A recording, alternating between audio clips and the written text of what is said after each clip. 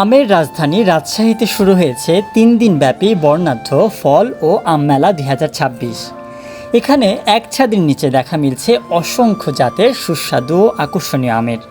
ল্যাংড়া, হিমসাগর, আম্রপালি, ফজলি আমরা তো কয়েকটা জাতের নাম জানি মাত্র, কিন্তু এখানে আসলে দেখতে পাবেন অসংখ্য জাতের আম, যা হয়তো আপনি আগে কখনো দেখেননি। মেলায় আসলে দেখতে পাবেন ৩৫ কেজি ওজনের এক বিশাল সাইজের কাঁঠাল।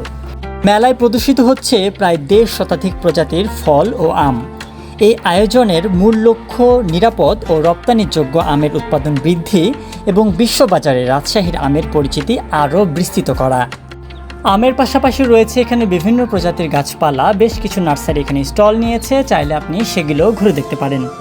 আম প্রেমীদের জন্য এটি যেন এক অনন্য মিলন মেলা। যদি এখনও ঘুরে না দেখে থাকেন, তাহলে পরিবার পরিজন নিয়ে চলে আসতে পারেন রাজশাহীর এই আমের মেলায়।